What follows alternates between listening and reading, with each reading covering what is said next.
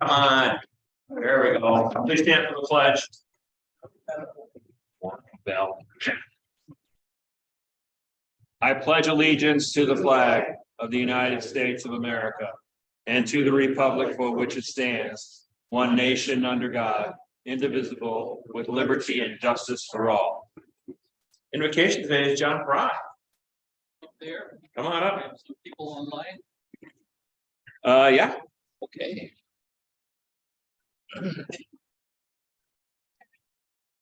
Let's pray. Dear Lord, we thank you for this opportunity to join in fellowship. Thank you for this food and the gift of Rotary. We ask your help as we try to put service above self and to live our lives in truth, fairness, goodwill, and benefit to all concerned. Amen. Thank you, John. A couple notes. If we're still looking for people to go to the district conference. If you're interested, I have some forms for you to fill out, some applications and register yourself to go. I encourage you to go. Again, if you haven't been here, we're receiving a big award at that event. So we want to make sure we're well represented for the club overall. Andrew, Yes, sir. if they do it by Wednesday, they save $5. Yeah, it's a $5 saving if you get your stuff turned in now. Online, you have to pay the Eventbrite fee.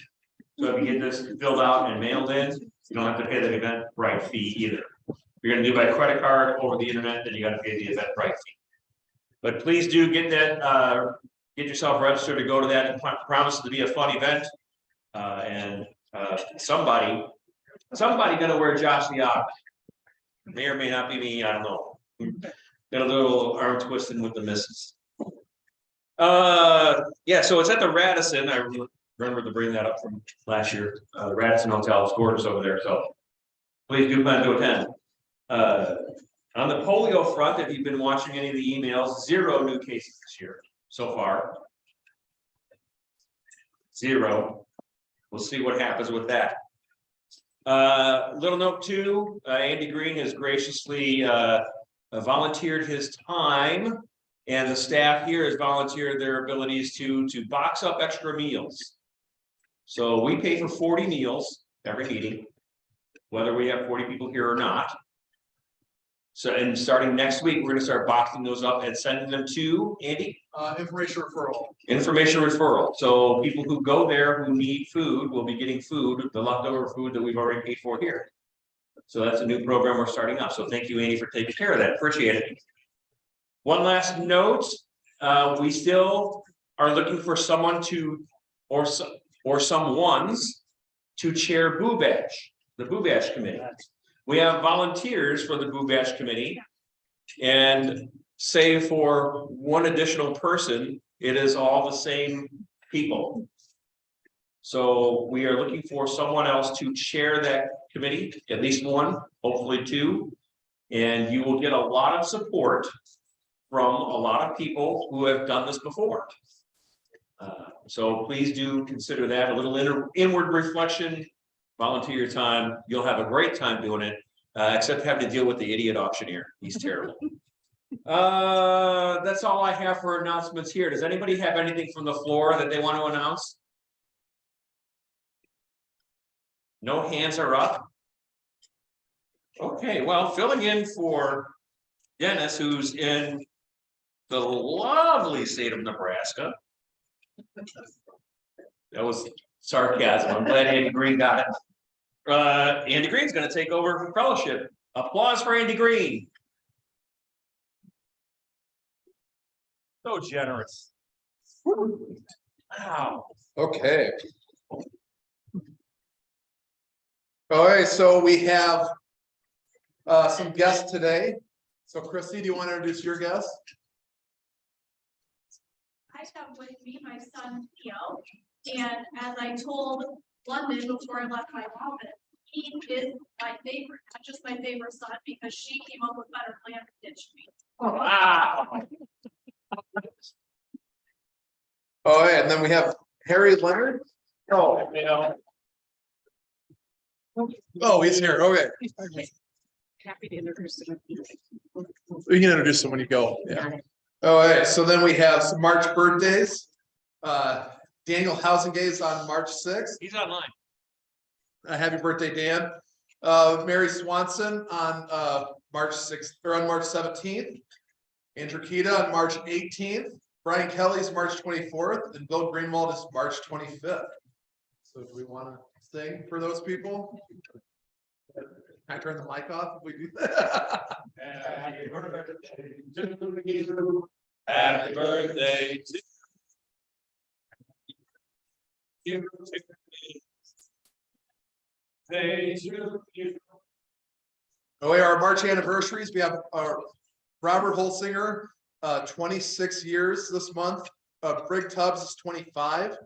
Gary Foster is 25, and Ron Gutierrez is 12. So happy anniversary to everybody there. All right. So do you guys, does everybody know what yesterday was? It was one of my favorite days of the year. It was the Academy Awards. So the winner of Best Picture last night was Everything Everywhere All at Once. Great film if you guys haven't checked it out. But it was a good night for awards. So what I have here is a list of all the Best Picture winners. And so what I'm going to do is I'm going to ask a table. I'll ask someone for their birthday or for your birth year. And then with the whole table, we'll get a chance to guess the Best Picture winner of that year. And then if you get it wrong, that's $3. And then the person whose birthday I asked, if they have not seen that movie, that's an additional $2 for everybody. So also, if you were born before 1928, I apologize. That was the first year for the Oscars. So if you were born before 1928, or if you were born this morning, we don't have anybody for that time. So, so Paul, let's start with you. What was your birth year? 1945. 1945. This one's a tough one. And I didn't go to the movie section.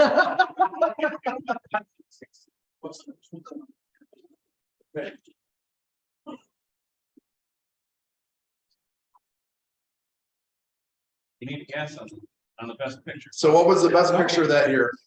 Do we get some hints? No. I'll tell you this one's tough. It was a movie called The Last Weekend. The Lost Weekend.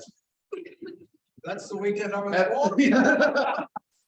So when you haven't seen it, it is about a guy who is dealing with alcoholism and can't remember the weekend.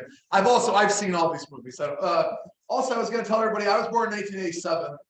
So if that makes anybody worry about saying your birth year, that year was The Lost Emperor, or The Last Emperor, and I have seen that movie. Braden, let's go with you. 1993. 1993. Oh, yeah, this is an easy one, guys. 1993.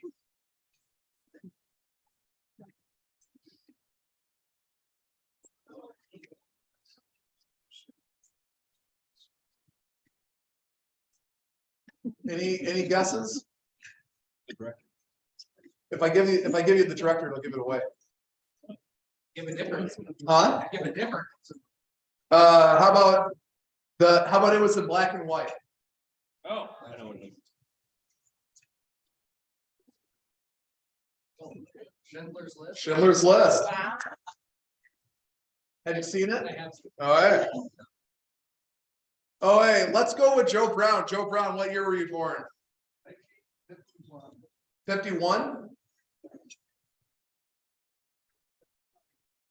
All right. What movie won Best Picture in 1951?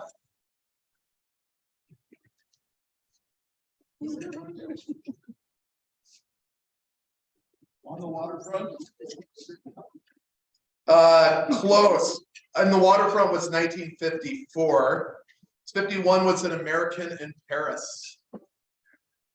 Oh, wait, so I don't want to leave out this table. So Andrew, what year were you born? 1969. 69. All right, I think this one's kind of easy. What was the best picture in 1969?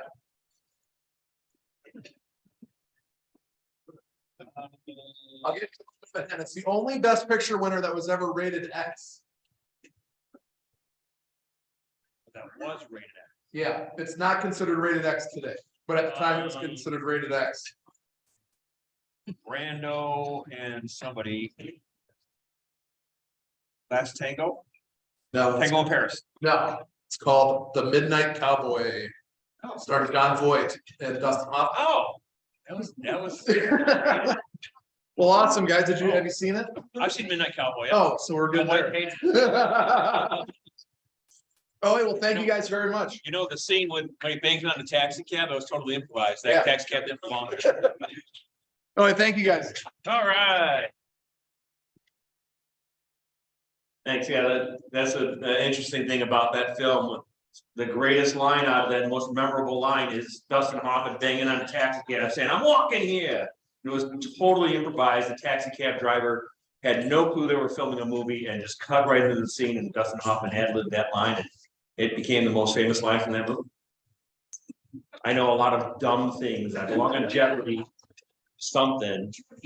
I was doing some 80s song quiz thing and 70s song quiz thing on the Alexa, and I'm just rattling off these artists and titles and songs. And my wife's like, "Where'd you come from?" I just know a lot of useless information. All right, so oh yeah, I'll get to that afterwards. We're on the program, and Julie Dunn's got a program this week. So Julie, you're up to the mic. It's all you. All right. Good luck. I am just so very Tough glad that Andy did not ask me for my birth year. It's getting a little nervous over there.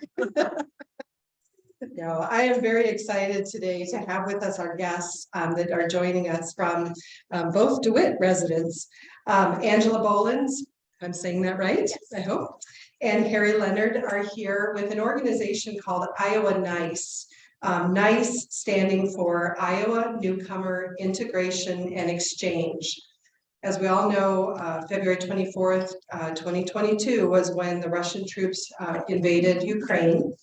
And since that time, over 7.5 million Ukrainian people have fled their countries.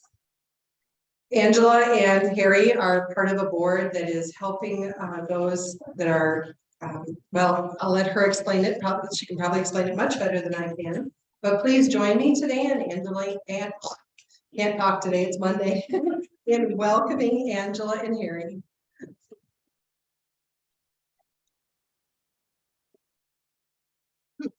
Well, much appreciated. Excuse me, I am completely over, tested and verified over a cold, but if I stop and just have a little cough periodically, just forgive me if you would, please. So yeah, thank you so much for the invitation to come here and chat with this organization about the work that we're doing with Iowa NICE.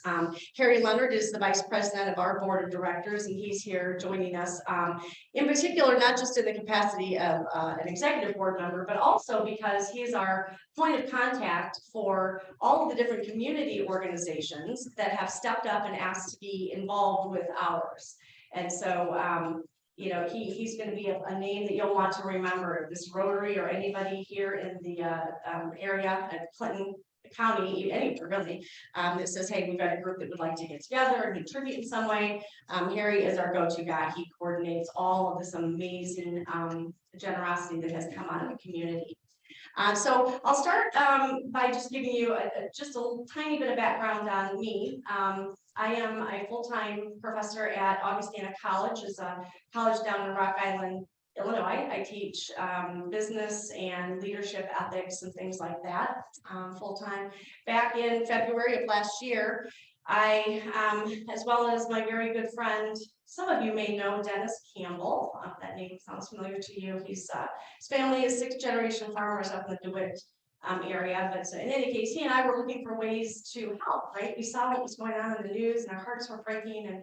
And at that time, it really was not that easy to figure out how can we contribute, because at that time, the focus was getting families that are trying to get out of Ukraine across the border. They were literally freezing on the border without shelter, trying to escape some pretty dire circumstances. And so fast forward several months go past and somebody at my college came to me and said, hey, I actually know a family who could use some help. Would you want to chat with them?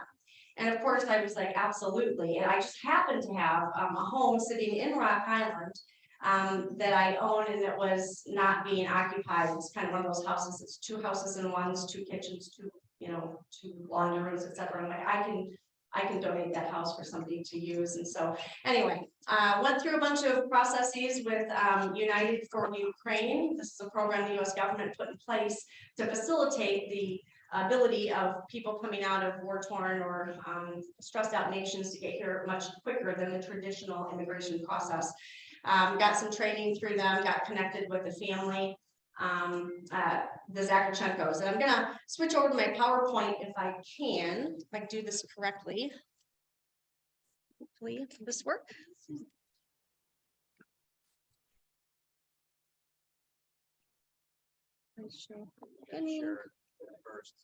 Gonna share it first? Yeah. Maybe you can help me.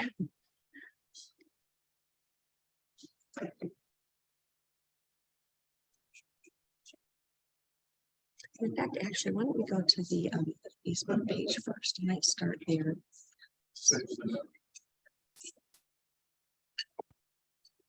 Yeah, scroll down to that.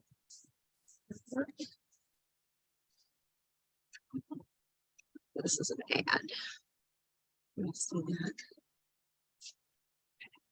I'm going to start just because WQADs did such a lovely job putting together a story for us. I'm going to let that little story play real quickly, and I'll come back to my presentation. No sound.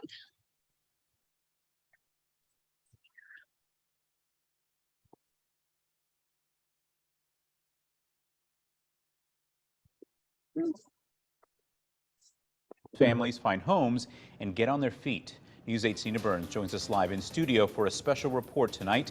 Good evening, Nina. Good evening, John. What started off as sponsoring refugee families quickly turned into a full-blown nonprofit. That's after the founder of the organization witnessed the need for this type of assistance firsthand. I sat down with 2 different families Iowa Nice is sponsoring, who show us how fleeing a war zone is just the first obstacle on the path to freedom. 2, 1. Celebrating a home away from home.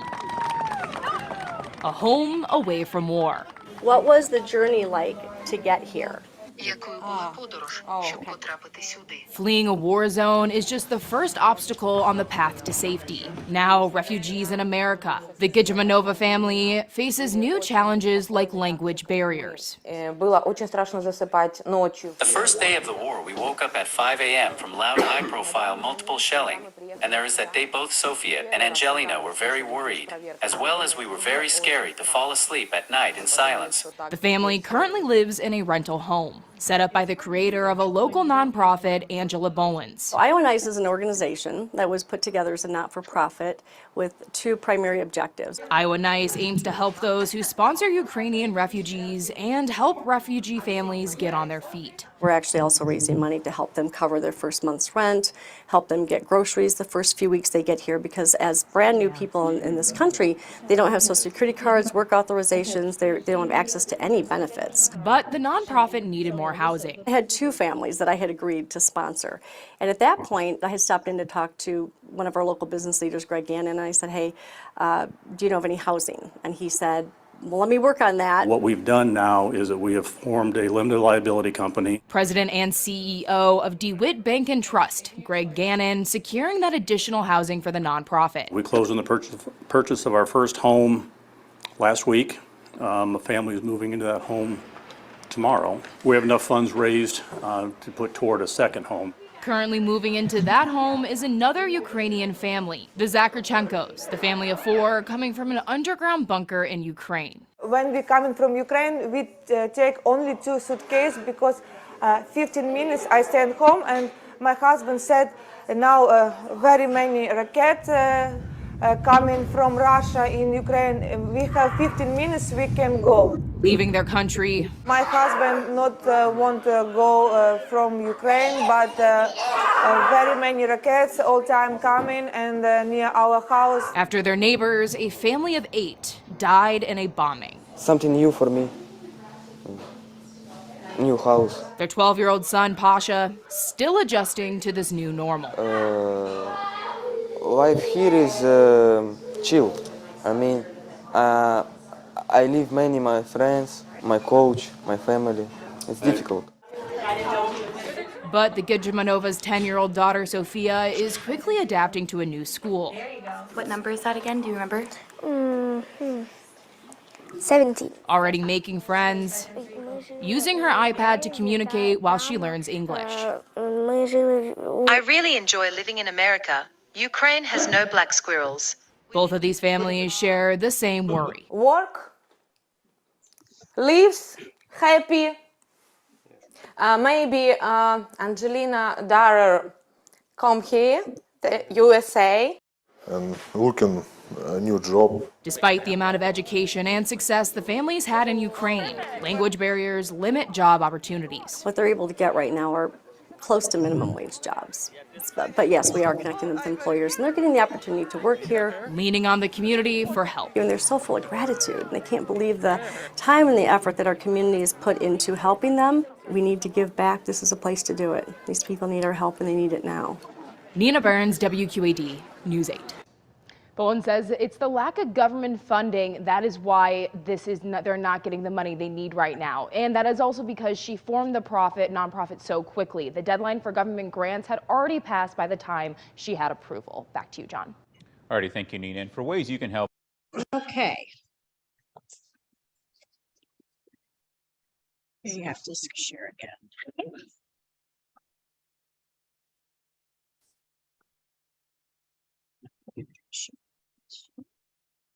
All right.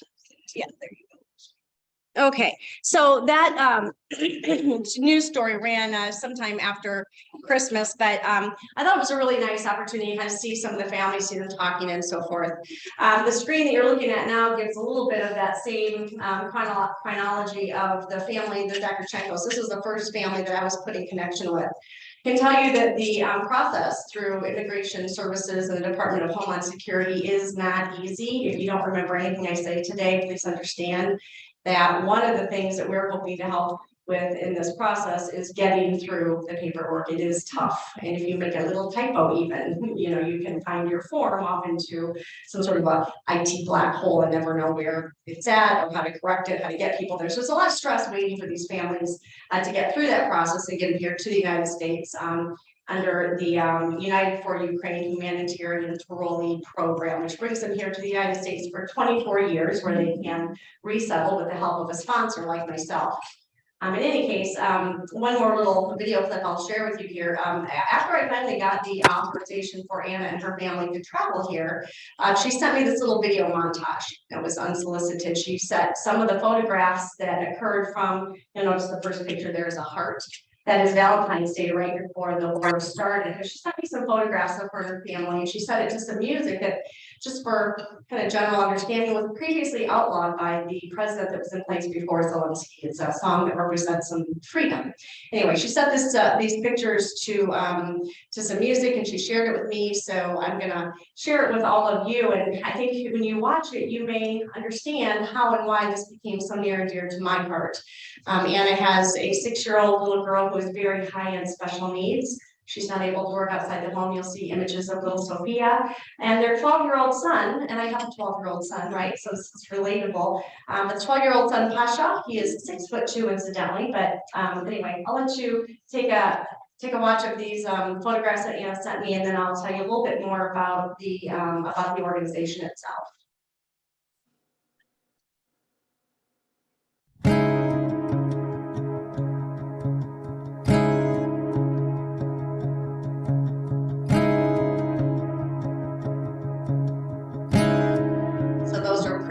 Справа в тому, що у мене немає дому, і за правилом доброго тону, як за правилом доброго ременя, згадаю, з якого я племені, пригадаю, з якого мій став, я чекаю на свої героїв, мене просто нема де сісти, написати свою промову. У мене немає дому, у мене немає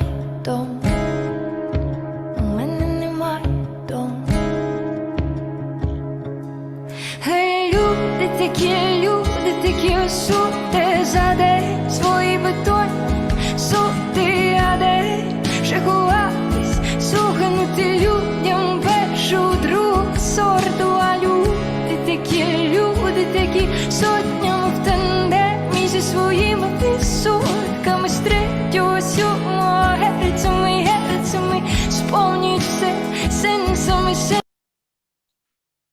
So yeah, it just kind of stops abruptly, but those are pictures of, 15 minutes, and she talked about a little bit in the news story, but she had mentioned that her husband wanted to go back and fight. It's a little bit more about the family. Anna has 3 undergraduate degrees in finance, economics, early childhood education, and a master's in special education. Her husband Pasha was working for a large IT firm installing large events like IT systems allow you to bring up your drinks at the bar and so forth. Anyway, very successful family. He built his home in downtown Kyiv, took the capital city of Ukraine from the ground up. It looked like something that came out of Architectural Digest, right? Their entire lives savings, everything they acquired, all of their wealth to that point, went down in smokes in about 15 minutes. So they picked up and took off going to this little village outside of town. And Anna tells a story, and she was talking to me about this as we were going through the I-134, which is the humanitarian parole process. Her and her husband were at odds with one another because he wanted to go back and fight. Pasha's a big guy. He's a former wrestling champion of Ukraine. And he wanted to protect his home. When he went back, I mentioned it in the news story and also on the screen here, but he pulled up to his home.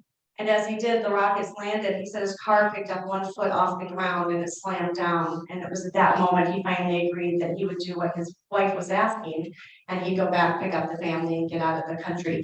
Because there were so many people leaving Ukraine and going into the neighboring countries, the countries didn't want you coming across the border unless you could demonstrate your ability to take care of yourself.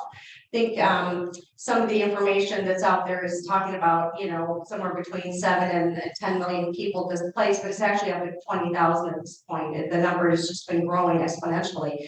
So these countries can't afford to take care of everyone unless you have the ability to work. Well, Anna can't work because she has to take care of her little girl. She has to be within about 10 feet of her at all times. And so Pasha was required to go with them to get across the border and to find a place to shelter in Amsterdam. He took an 8-month contract as a security guard working for the government in Amsterdam. And it was at the very literally last day of that contract that they got on a plane and headed to the United States. Sorry. Fast forward, please. There we go. So this is a picture of Anna and her husband on a plane. I told them, I said, send me a photograph when you get on that plane. I want to know that you're on your way. And the day before, Anna was just full of smiles, so grateful that they were finally going to be able to come here. And they sent me this picture, and it just touched my heart. You can see the anxiety in their faces, right? They've been told that we're here for them, that we're going to help them get through it, and they can trust us, but they don't know us. Right. And the day before they got on the plane and left their country for the rest of their lives, they said goodbye to Anna's parents. Anna's parents are 57 and 55, not old enough to leave the country. They have to stay and fight. The father does anyway, and the mom won't leave the dad. So when they said goodbye the day before, it very well could be the last time that they would be saying goodbye to their parents. So very stressful moment. But on that day, they came to the United States. We met them in Chicago. This was the day Anna knew that everything was going to be okay. So this was a good day. So, I've been talking to people about the work that we're doing here for a few months now. This all just kind of started back in October. It was October, I think, that I connected with Anna, and things have moved very, very quickly. It was not our intention to initially put together a 501(c)(3), but we started helping this one family. They connected us with the Gita Manova family, which is another one featured in that article, and then a couple more families. And I ended up talking to a few people, as the news article mentioned, in our community, and saying, how can I can't help all these people, but does anyone know of any homes, things like that.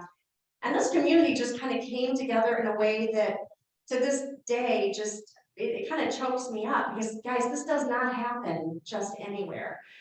This idea of Iowa Nice, it means something not just in Iowa, but the idea Iowa Nice means something. It doesn't matter where in the United States you are. We know that what that kind of means. And this community in particular exemplifies this idea of people wrapping their arms around others and those in need. It's just been incredible. So I've been switching my presentation just a little bit to say thank you before I even tell you a whole lot more. It is this community that has made all of this possible. I am simply coordinating generosity. We are coordinating generosity in our community.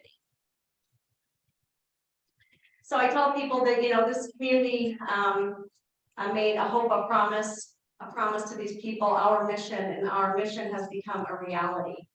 Iowa Newcomer Integration Community and Exchange, the idea here is really centered around the idea of community, right? It's taking all of us together to make this possible.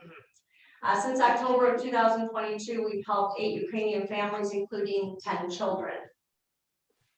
And 3 beloved family pets. Initially, we said no. It's a long story, but you can't say no to children, especially with the kitty, right? They've lost so much. Turns out they're all very good kitties. So anyway, but they found new homes and they found happiness in Iowa.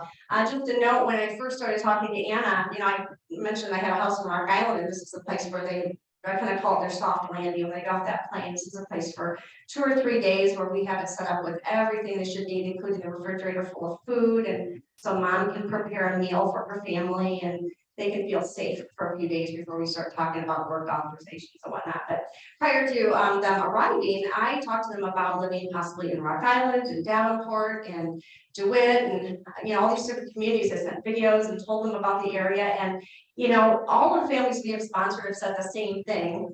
Actually, technically, with the exception of 2 very young girls from Ukraine, but most all of them have said, we love this area. They love Clinton County. They love this rural space. It reminds them of home. If you know the topography of Ukraine and what they do, there's an agricultural company or country. Anyway, so it's very familiar to them. And anyway, they've all chosen to live here in this part of the country. But, most Ukrainians are going to New York, they're going to Chicago, big metropolitan areas where there are Ukrainian communities already established. There's public transportation, all of that. They come to this part of the country where they want to be, and we just simply don't have those things to do it, right? So we've got some special challenges that we as a community had to step up and address in order for these families to be successful.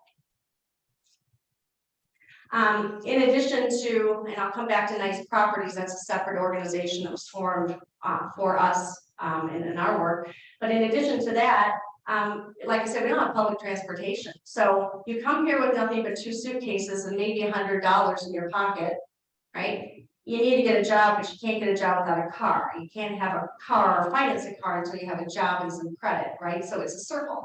We had some people donate vehicles, the transitional housing, which I'll come back to, food, clothing, absolute outpouring of community support. And that was when we said we need a 501(c)(3) because these are tax deductible donations, and we need, with this much generosity, we need to make sure we're doing it right and responsibly. And so that's why the organization was formed. It's not something we planned a year ago. It kind of followed the generosity, if you will. So all of the families, through all this generosity, have been able to secure employment, and all of them are on track for self-sufficiency within 120 days of arrival. When we talk about newcomer, which is what we call these people here on humanitarian parole,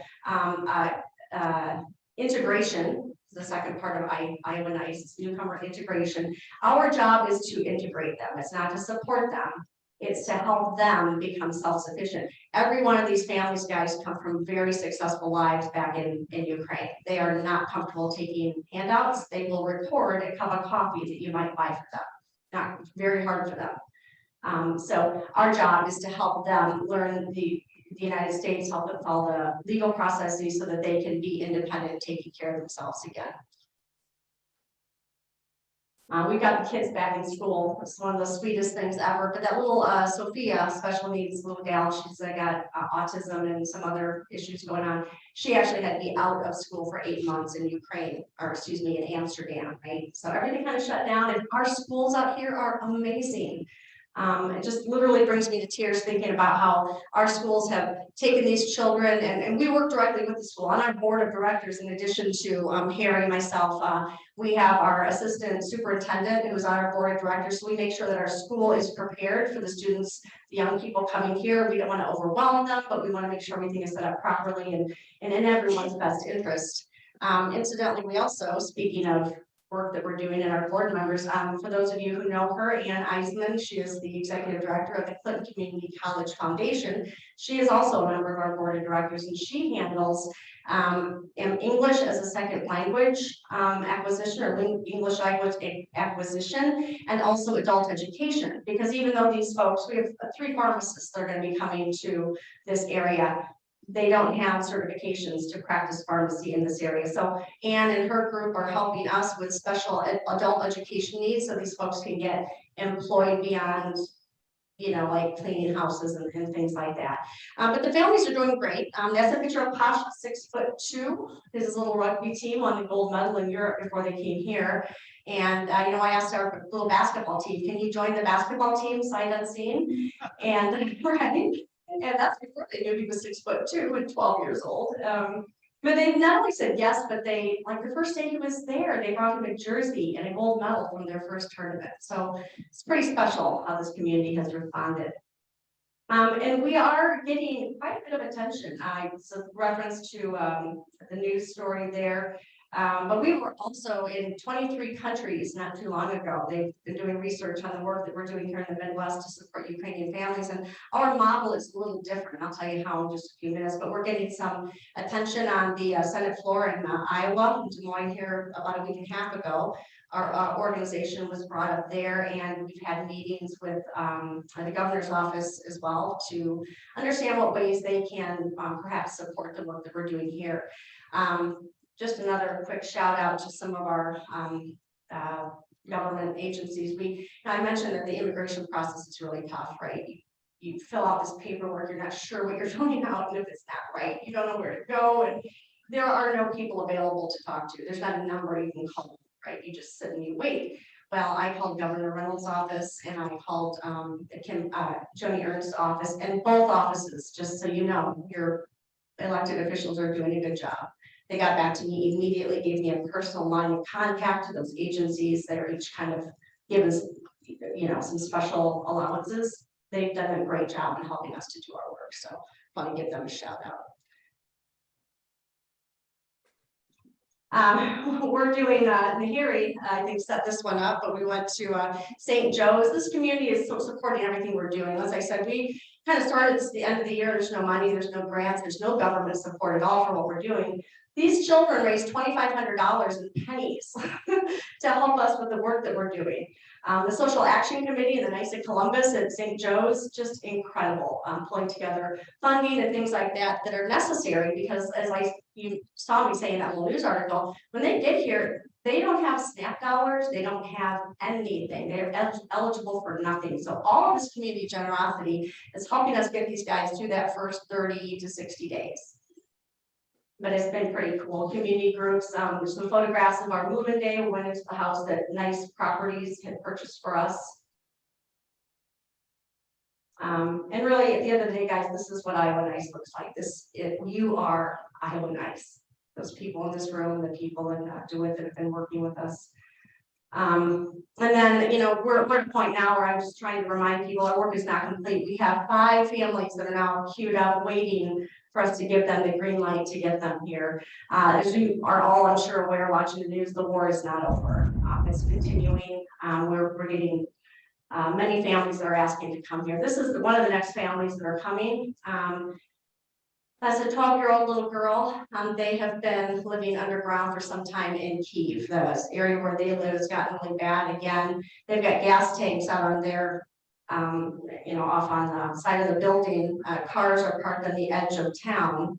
Medical bags, duffel bags full of nothing but medical supplies sitting next to their gas tanks. And their plan is when they have a plan, when it gets bad, they grab the gas tanks and they run to the edge of town so they can get out of town in a vehicle and hopefully get someplace. Right? So it's pretty stressful times for a lot of people waiting there, and we're hoping to bring more here very soon. They'll be coming in. These are more families that are waiting for us. We have a retired couple that are coming with their daughter. She didn't want to leave the country without her mom and dad, so they'll be here. But the families are doing great. They're here, and I think we're well poised as an organization to help them out. Just a little bit more about Nice Properties. I want to come back to that. Our organization is a qualified charitable 501(c)(3). Nice Properties was formed by a group of 20 investors in the DeWitt and Clinton, within the city of Clinton. I think about half of our donors, I think, are from the city of Clinton. But 20 individuals came together, each with $20,000 to raise money. Right, I know. Like, where else does this happen? I keep saying that, but seriously, where else do you find this many wonderful people willing to step up and help? What they've done is they've bought a few houses, because housing is impossible in our community, and they're basically making those houses available to us for transitionary homes, right? So we have the phases for our families that come here are kind of pre-arrival, where we kind of make sure that there's good matches and when we have all resources in place once they get here. And then there's transitional, and during that time, at least for the first 30 days, we're buying everything from groceries to, I mean, everything. They have nothing. Right? We're getting the kids in school, we're getting them connected with doctors, we're getting them a place to stay, we're helping them with resumes and job applications, work authorization, social security numbers, all of the legal, the biometric screening, and the driver's licenses. We're doing all of that. Right? And so that's the transitional phase. And again, we hope that doesn't exceed 90 days. So far, everyone's doing it faster than we planned. But during that time, we help them to get to a place where hopefully they get their own home. So our first family to actually purchase a house in this county is closing on their house on April 5th. This is super exciting. We've got 3 families now in permanent housing. So they've completely, we're not helping them at all anymore, except on that soft side, right? So we take them to the fish fry and we tell them, hey, you know, to join me for mass this weekend. But no, they're becoming our best friends, right? But it's going really, really well. And Nice Properties is an LLC. Greg Gannon at DeWitt Bank and Trust is the person who's kind of coordinating all that generosity. If you or anybody you know is interested in providing some capital to that organization, which will be given back to the donors at some point, it's a temporary investment. They're making the houses available for, you know, for a couple of years, and then they will divest of all those properties at the end. Their goal is not to make money, it's hopefully just not to lose too much. But you know, if anybody who would like to get involved with that, there's plenty of opportunity. We own 1 home now that can hold 2 families. We have another purchase that's forthcoming in the next couple of weeks. And they are raising hopefully another maybe $50,000, so a couple more donors to buy a 3rd home. And with those 3 homes, our hope is to kind of cycle families through it. They'll be there for about 3 months and then they'll move on. Of interest, the Sisters of St. Francis have joined our extended team just very recently, decided that the work we are doing is very much aligned with their goals. And so that group is going to be helping us as well. There's some individuals here, and I don't want to share names and make promises, but there are some individuals in Clinton who are poised and ready to take on the role of sponsor. And what that means as a sponsor is that they're going to be that sort of point of contact. And so I think what I'm going to do is share with you then a little bit about why we are getting some attention as an organization. You know what our mission is at this point, right? Is to help these families get here and resettle and be safe and be happy. But here's how we're a little bit different. You've heard of organizations like World Relief, no doubt, right? Lutheran Social Services. There's lots of groups out there who are helping refugee families. And in Des Moines, or the closer you get to the capital, you'll find there's lots and lots of programs available for refugee families, whether they be from Ukraine, Venezuela, you know, Cuba, wherever, right? There's lots of resources. But what makes us a little bit different here is that rather than being a paid by the state agency where a sponsor can come to us and we say, yes, go to Health and Human Services for that. Oh, sure. Go to the Department of Homeland Security for that, and you'll need Medicaid here. You know, these agencies are very good at understanding the resources available for families, right? But the learning curve, you guys, is tough. It's really hard to fill out all these forms and keep on top of it. So what makes us a little different, for starters, is that we consider ourselves sort of the expert hub. So we have a pool of volunteers, myself, Harry, and I mentioned some of the others, but we are kind of the experts to facilitate the generosity. We are facilitating the generosity in the interest of this community to help. So what does that mean exactly? That means that if anyone is sitting in this room saying, you know, I would like to help, I'd like to be a sponsor, but you don't know how, and you don't really have all of the hours and the time to go through that learning curve and all the just the legal paperwork, messy part of it, you just want to love somebody and help them, you can come to us. We'll do the paperwork for you. We know how to do it at this point, right? But we'll go through the paperwork, we'll help make all that possible so that you can be that point of contact and that advocate for a family. So when they get here and you say, what do we need to do with respect to healthcare? You come to us, we'll kind of get that taken care of for you. You don't have to go through the learning curve that we have, and trust me, it's a big learning curve. So we will do that work for you, not just point you to the agencies. That's one thing. The other thing that's really unique, and this is where we are really hoping to get some traction this year, is that we're not just sponsoring to get them here, we're providing financial support, right? So they have needs, we assess that before they get here in the pre-arrival process. Then we ask ourselves, what does the sponsor have that they'd like to donate? Some sponsors have like a home, some have financial resources, some have nothing, just a big heart, right? Well, what can the sponsor provide? Then we are now the experts, I hope, in what is available for them in terms of through our government, because they will qualify for SNAP dollars at least until they get a job and some things like that. So we'll help, gradually fill in the gap, the financial gap. And ultimately, in every case, except one, there's still a remaining gap. And that's where Iowa Nice comes in. We're taking donations. We've got GoFundMe's, we've got grants that we're writing, schools, organizations like yours that are donating cash, and then we're able to fill out the rest of that gap. So as a sponsor, you don't have to have the ability to sponsor a family or to pay for them for some period of time. We are making that possible so that all of you can focus on what really matters, and that's the heart, and that's being there for these families, to wrap your arms around them and say, it's okay, I'm going to walk you through the process. I'm the person you call when you need to know where the hospital is, or how to get connected with the grocery store and things like that, right? So that's how we're different. We're doing the financial side, the expertise side, and we're really matching generosity and interest to families in need. That's our really bad picture of a QR code.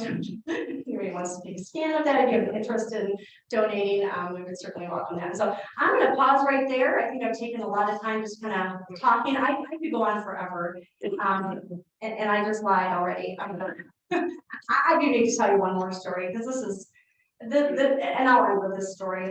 I could go on stories all afternoon, right? But that second family that I mentioned, the Gittamanova family, they're in the first photograph, I think, in this, I'm going to go back because I just want to show you who they are.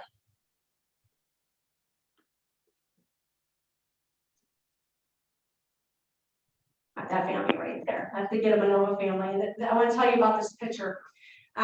When they got here, this family speaks very little English, and they came here, and like literally the second day they were here, I'm like, all right, hop in the car. They're just trusting me.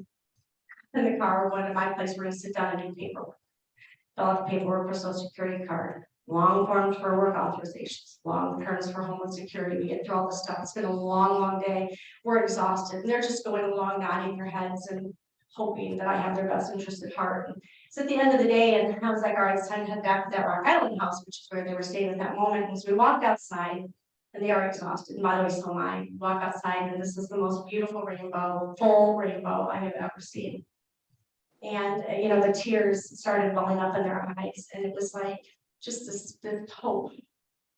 It was this hope, and we all have seen rainbows, but this was a pretty special rainbow, and it's a pretty special moment. And so they stopped, and they had to get photographs. You can see little Sophia, who all day just looked distraught, really.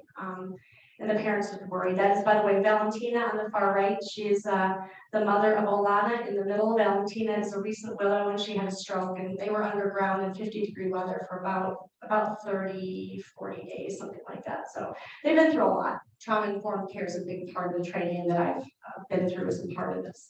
In any case, it was a beautiful moment. We took photographs. We got in the car. We headed south on 61 from DeWitt. And if any of you have ever taken that road, you'll know that they're off to the right-hand side. I think there's Grace Lutheran or Grace Church campus. Anyway, yeah. So off to the right, and I drive by this twice a day. There's a sunset, and there's an American flag off in the distance, and we're listening to the song Somewhere Over the Rainbow in English.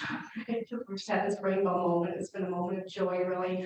And anyway, Maxim, the father, who's not pictured here, but Maxim was taking photographs, and we're driving and he says, Angela, and he gets my attention and I stop driving and I look around and like the whole family is just looks very stoic, kind of, you know, they're almost like kind of silent and Maxim shows me a photograph that he took in that moment of the American flag against the sunset. Just a teeny tiny little flag and a beautiful sunset. And he shows this photograph to me and he says, Angela, he said, this is a day and a moment that we will never forget for the rest of our lives. And it was, you know, at that moment that I saw that flag through his eyes, through their eyes. My son was here in Clinton presenting, he had the essay contest for the American flag and American Legion. And it means a lot to our family, right? We never looked at it in that way before. And I will tell you this, that is a moment I will never forget. And anytime I fail to understand the significance of your generation, of your generosity, and of this country, the significance of our freedom, I think about that moment. And that's one of the things that people ask, well, how are we able to do this? Because we're all 100% volunteer. We all have regular jobs. And I point to that. This is an opportunity, a moment in time that we need to help. This war hopefully will be over soon, but these families need us right now. So anyway, that is the end of my personal story on this and my personal reflection. Any questions from the group? Yes. What does being a sponsor entail? That's an excellent question. So from a legal perspective, the United States government has a sponsor basically agree to support a family for a period of 24 months. You don't necessarily have to pay for what they're doing, but you have to make sure that for 24 months, you'll be there kind of as their safety net. For some families that have resources, it may just mean you let them stay in a room of your house for a long period of time. For our organization, we're about integration, so we're not supporting, rather we're helping them to get self-sufficient. But from a legal perspective, you have to prove that you have the financial capability to make sure that they don't become a ward of the state for a period of 24 months, right? So when you become a sponsor through Iowa Nice, you can become a sponsor in one of two ways. As an individual, and we will be there to help with that financial piece and all this other stuff I mentioned. Or the other way to sponsor a family is as a sponsor circle. And what that means is that maybe you would like to be a sponsor and you'd be interested in being that point of contact, meet them at the airport, help them integrate with me, right? So here's the Iowa Nice is here. You're the point of contact between Iowa Nice and all of our resources in that family. So you can do that as an individual. You can also do this in groups. So sometimes we'll have 4 or 5 people who come together and say, it's a lot more than I can handle as one, but let's this whole group of 4, I'll take care of the job stuff. I'll take care of all the religious community stuff. I'll help that person with paperwork. I'll make sure I get them housing, right? Because you just split up responsibilities. The nice thing about what we're doing is that the definition of sponsorship, if you're working with us, can mean all kinds of things. It can mean just a small piece, or it could be the whole enchilada and we'll help you do it, right? So it's kind of custom for each family. Other questions? Yeah.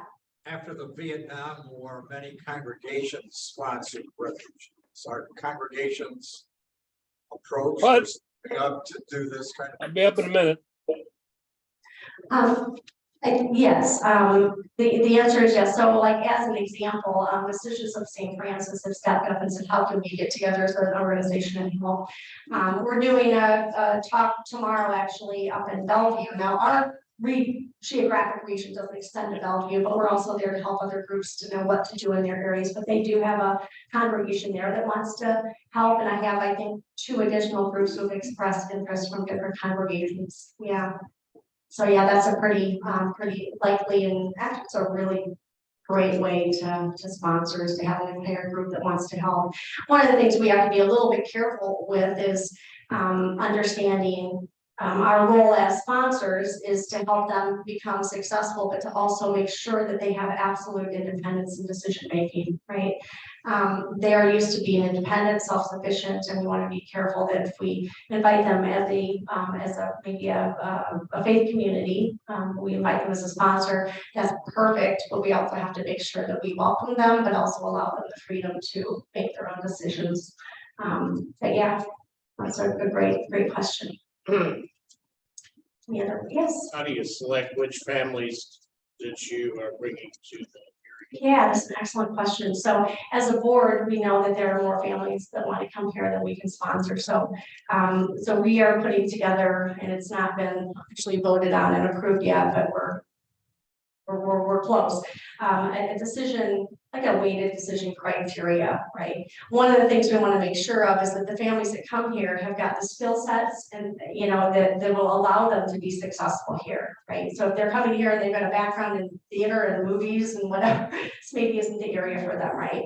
But we make sure they've got the ability. We make sure that our school system and our community has the resources available to support them. We put a little bit of criteria on things like if they are already connected to another family. So in fact, the next family that is coming are very good friends of a family that's already here. So we're creating a Ukrainian community here. So if they're already connected or their extended family, a little higher criteria. But ultimately, the decision boils down to, is this a good fit for them in terms of community, and can we support them? That's kind of where we start. Once we sort of said these families we think would be great in the community, then we kind of kick it out to the sponsors. So we say, here's a few families that are wanting to come here. Do any of these families sound like you'd have a connection with them, like something speaking to you about this group? And then we would match the sponsor with the family, have them give a few opportunities to visit on video chats, get to know each other a little bit. And once we get to a place where both parties are feeling like this is a good match, then we kind of pull the trigger on the process. Other questions? Okay, I'm going to ask Harry Leonard, who has just been an absolute blessing to our organization. Harry, anything that you'd like to share, contribute? So the main thing that I've tried to start doing is to take the next step for these nice properties groups that are acquiring homes. These places, they need furniture. These folks, they need beds, they need dressers, they need kitchen tables, couches, all that stuff.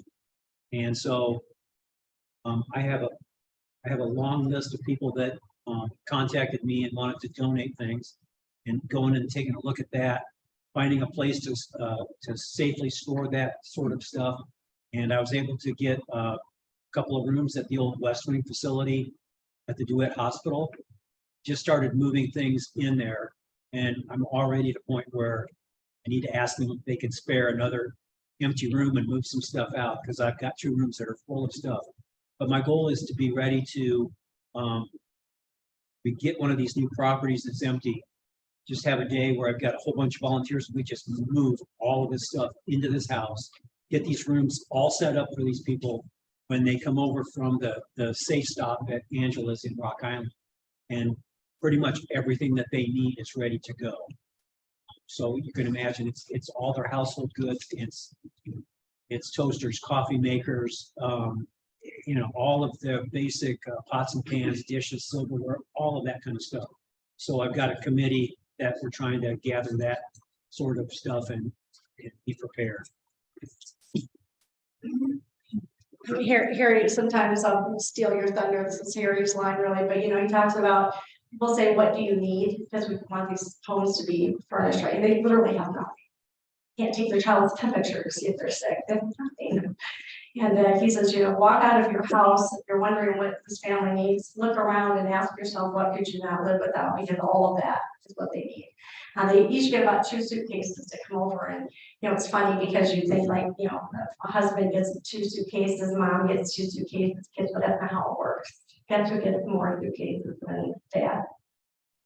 Right? So dad gets 1 suitcase, mom gets 3, and then you say to yourself, if you're me, oh, it must be full of shoes. It's not.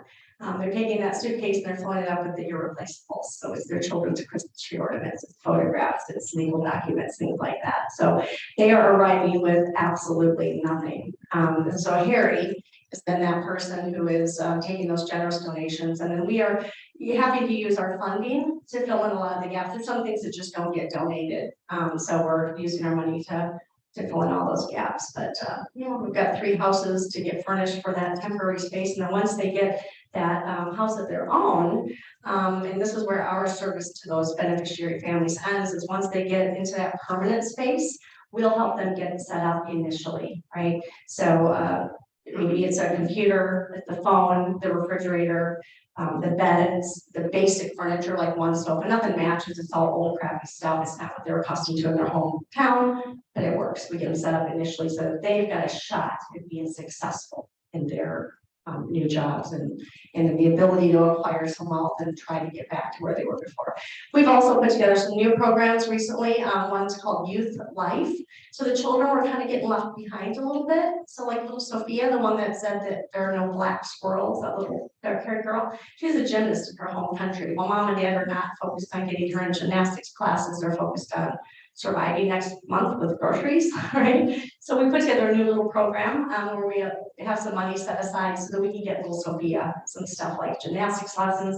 The next young lady who's coming, she takes English writing lessons in Ukraine.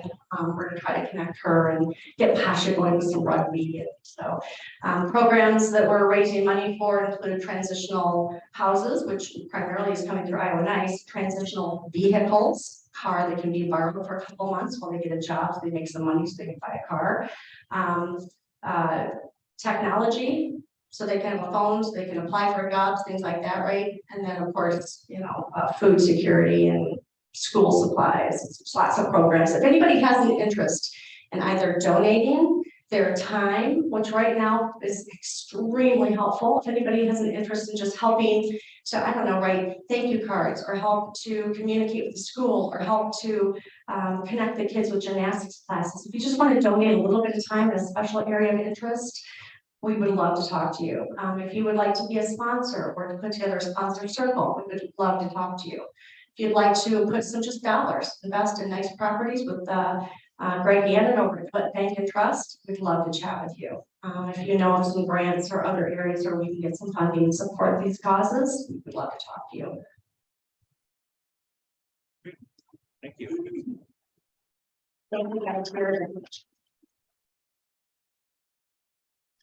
Thanks, and I'll share a quick story. My grandfather came to this country in 1921. His father came to this country in 1909. Do the math. They were left behind in Poland for 12 years before they could afford to bring them over here in Kiwani. And when my grandfather and his brother showed up at the train station, my great-grandfather had shown up there for a week, anticipating they were going to be there, but they didn't know exactly when they were going to be there. And don't you know they showed up on the one day he didn't go to the train station? And God bless the church in Kiwani, the Catholic Church in Kiwani, because these two Polish kids show up not speaking a lick of English, and they didn't know what to do. There's a whole newspaper article I found about that whole experience when my grandfather and his brother showed up, and how the folks in the city came together to help figure out who these boys are. And they again had to do the same things where they needed to prove, in order to be able to come here, needed to prove that they weren't going to be a burden on society. So it was. And that whole story hits home for me. Thank you so much for the presentation. We have a book. I'm not forgetting the book. I'm getting really good at this. Only took me, 10 months.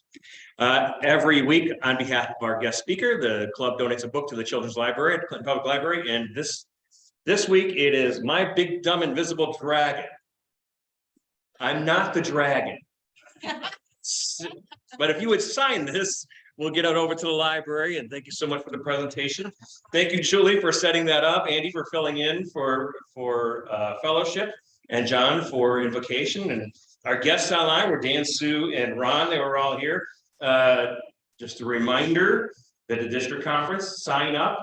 And I told you we're going to do four-way tests. What's the fourth number of the four-way test, Christy? Yes. Will it be beneficial to all concerned, which is very important for this presentation that we did today. So remember that and consider that. Board meeting next week. And with that, we are adjourned. Imagine Rotary.